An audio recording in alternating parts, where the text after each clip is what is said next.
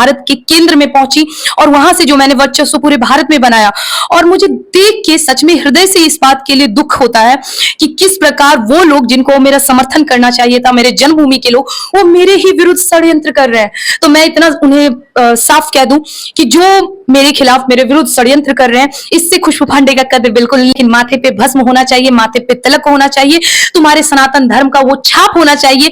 अगर उन्हें बुर्खा पहन के निकलने में शर्म नहीं आता है तो फिर तुम तो खुद खूबसूरत हो। हमारी रानियां इतनी खूबसूरत रही थी। एक बार तिलक लगा के देखो, अपने धर्म के प्रति जागो, अपने देश के प्रति रुझान रखो और सही कार्यों को करो। किसी अब्दुल के चक्कर में मत फंसो। अभी मैं जमुई में हूँ और जमुई की बेटी कट्टर हिंदू खुशबू पांडे जी हमारे साथ हैं। नमस्कार, मैं सोनू कुमार, आप देख रहे हैं SK24 न्यूज। SK24 न्यूज में खुशबू जी आपका स्वागत है। बहुत बहुत धन्यवाद। आप भी एक महिला हैं, एक बेटी हैं और आप हिंदू की बात ज्यादा करते हैं, हिंदू राष्ट्र की बात ज्यादा करते हैं और ज्यादातर बेटियां के साथ अत्याचार होता है, ये कितना तक सही है?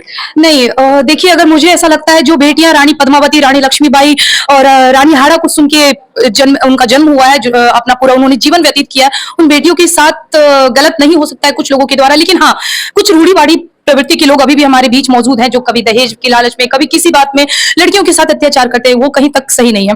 लेकिन ये कलयुग है, ये कलयुग है, ना राम युग है, ना सतयुग है, ना द्वापर है, ना त्रेता। ये कलयुग है और कलयुग में स्त्रियों के साथ क्या व्यवहार किए जाते हैं, आए दिन हम बलात्कार के किस्से सुनते हैं, लव जिहाद के किस्से सुनते हैं। कभी बेटियां यहाँ टुकड़े में कट के आती हैं, कहीं फ्रीज में बंद हो जाती हैं, एसिड अटैक होते हैं। यही झारखंड की बात है, बिहार में अभी हुआ है, बांका में हुआ है। तो ऐसे बहुत जगह है जहाँ बेटियों के साथ अत्याचार होते हैं। तो मैं बेटियों को ये संदेश देना चाहूंगी और बेटियों के परिवारों को ये संदेश देना चाहूंगी, अपनी बेटियों को चांद की तरह ना बनाए, अपनी बेटियों को सूरज की तरह बनाए, ताकि उस पर आंख उठाने वाला व्यक्ति सबका आंख जल जाए। तो उसके लिए सबसे पहले खुद को मजबूत करें, सेल्फ डिफेंस की ट्रेनिंग ले, बहुत जरूरी है वो।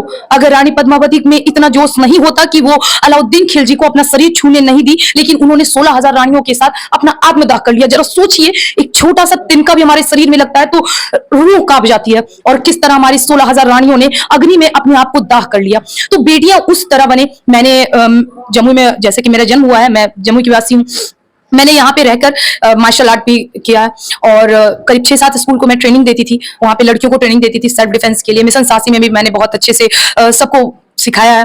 तो मैं चाहती हूँ आगे भी ये प्रचलन जारी रहे और मैंने जो कुछ भी सीखा है कराटे में, सेल्फ डिफेंस के लिए जो भी सीखा है, वो बेटियां सभी जगह की बेटियां ये। आप अभी बात कर रहे थे कि हम बेटी को कराटे की, सेल्फ डिफेंस की हम ट्रेनिंग दिए हैं। आप जमुई की बेटी है और आपकी एंट्री राजनीतिक में होने जा रहा है।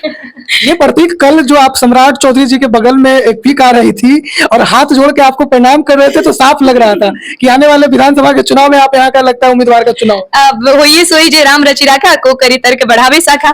अब सम्राट चौधरी जैसे इतने बड़े व्यक्ति, उनके लिए हृदय से मेरे में सम्मान है। मैं उनका सम्मान करती हूँ और बड़ी स्टेज पे जिस तरह उन्होंने कल मुझे सम्मान दिया हाथ जोड़कर, मैं उनके लिए सदा आभारी रहूंगी कि उन्होंने इस बेटी को, जहाँ पे इस जन्मभूमि के लोग, कुछ छोटे कद के लोग, कुछ छोटी मोटी पार्टियों के लोग मेरा समर्थन नहीं करते हैं बल्कि विरोध करते हैं, और वही उन सबको मुंहतोड़ जवाब उस वक्त मिलता है जब हमारे इतने बड़े लीडर भारतीय जनता पार्टी के सम्राट चौधरी जी भरी स्टेज पे एक छोटी सी बेटी को प्रणाम करते हैं। और अगर ये आशा, आप तो भाई न्यूज रिपोर्टर है, पत्रकार है, देश के चौथे स्तंभ है, अगर आपको ऐसा लग रहा है कि शायद भारतीय जनता पार्टी मुझे राजनीति में उतारे, तो मैं जरूर उनका सम्मान करूंगी कि उन्होंने मुझे इस लायक समझा। आप भारतीय जनता पार्टी की बात करते हैं, समर्थक करते हैं और जमुई की बेटी भी है।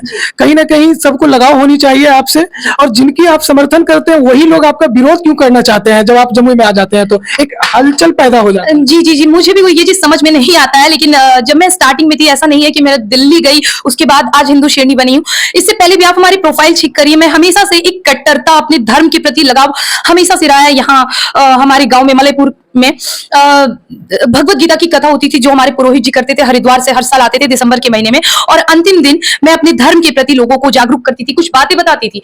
लोगों ने उस वक्त भी मेरा समर्थन नहीं किया। मैं स्टेट प्लेयर हूँ कराटे में, मार्शल आर्ट में, उस वक्त भी मेरा समर्थन नहीं किया। मैंने बहुत जगह, इनफैक्ट दिल्ली जाने से पहले भी मैंने बहुत, ऐसा नहीं है, समर्थन की बात कही कि भाई मैं बेटी हूँ, अगर मेरे में थोड़ी बहुत टैलेंट है तो आप लोग सपोर्ट करें, बट ऐसा समर्थन कहीं किसी से नहीं मिला।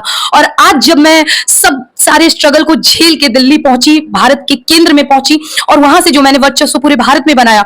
और मुझे देख के सच में हृदय से इस बात के लिए दुख होता है कि किस प्रकार वो लोग जिनको मेरा समर्थन करना चाहिए था, मेरे जन्मभूमि के लोग, वो मेरे ही विरुद्ध षड्यंत्र कर रहे हैं। तो मैं इतना उन्हें साफ कह दूं कि जो मेरे खिलाफ, मेरे विरुद्ध षड्यंत्र कर रहे हैं, इससे खुशबू पांडे का कद बिल्कुल नहीं घटने वाला है। जो मेरे विरुद्ध षड्यंत्र करेंगे, खुशबू पांडे का कद उतना ही बढ़ेगा। जो गड्ढा बोया है, खोदेगा, वो उसमें गिरेगा, बस। अभी यहाँ पे कल आना हुआ था दो उप मुख्यमंत्री जी का, और उनके बगल में आपका बैठना हुआ, तो क्या माहौल था, कैसा फील हो रहा था आपको? माहौल बैठने का सौभाग्य तो नहीं मिल पाया था, लेकिन हाँ, मैं उनके जगह उपस्थित थी। तो एक मेरे लिए बहुत ही अलग, मतलब एक होता है ना, किसी ने सोचा नहीं होगा कि वो रिस्पेक्ट इतनी कम उम्र में, मुझे 24-25 साल उम्र हो रही है मेरी, और इतने बड़े लीडर से मेरा इतना प्रेम, और इतना ही नहीं बल्कि जमुई के कुछ लोग जो मुझे दूर से पहचान गए थे, वो भरी स्टेज पे जिस तरह हाथ जोड़ रहे थे, जिस तरह मेरे लिए प्रेम प्रकट कर रहे थे, तो सच में ये सब देख के तो बहुत हृदय प्रफुल्लित हो उठा। बहुत सारे लोगों के पेट में भी दर्द हुई है, तो उन सबको इग्नोर करते हुए जिस तरह मैंने अपने जीवन काल में स्ट्रगल किया, मैं आगे भी करूंगी और सबका भरोसा इसी तरह बनाए रखूंगी।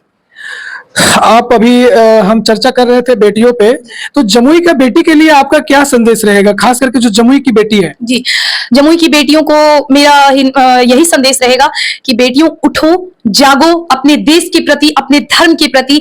तुम्हारे चेहरे पे लिपस्टिक कितना है ये जरूरी नहीं है, तुम्हारे चेहरे पे मेकअप कितना है ये जरूरी नहीं, लेकिन तुम्हारे माथे पे तिलक है या नहीं, तुम्हारे सनातन धर्म का प्रतीक तुम्हारे चेहरे पे है या नहीं, ये जरूरी है। इन बेटियों को मैं यही कहना चाहूंगी कि जिस तरह आज हमारे देश में लव जिहाद का माहौल छिड़ा हुआ है, जिस तरह हम आए दिन घटनाएं सुनते हैं, ये कार्य हमारी बेटियों के साथ ना हो, इसके लिए तुम प्रबल बनो। सशक्तिकरण कहते हैं ना, महिला सशक्तिकरण, उसे जितना भी आगे लेके चलना है, चलो। चेहरे पे लिपस्टिक ना हो चलेगा, लेकिन माथे पे भस्म होना चाहिए, माथे पे तिलक होना चाहिए, तुम्हारे सनातन धर्म का वो छाप होना चाहिए। अगर उन्हें बुर्खा पहन के निकलने में शर्म नहीं आता है, तो फिर तुम तो खुद खूबसूरत हो। हमारी रानियां इतनी खूबसूरत रही थी, एक बार तिलक लगा के देखो, अपने धर्म के प्रति जागो, अपने देश के प्रति रुझान रखो और सही कार्यों को करो। किसी अब्दुल के चक्कर में मत फंसो। सबसे अहम कारण जिसके लिए मैं हमेशा लड़ती हूँ, किसी अब्दुल के चक्कर में ना रहो, अपने परिवारों को समझो, अपने उनके दिए गए बातों को स्वीकार करो और जितना भी हो सके अपने धर्म से प्रेम करो, अपने आप को मजबूत करो, बस।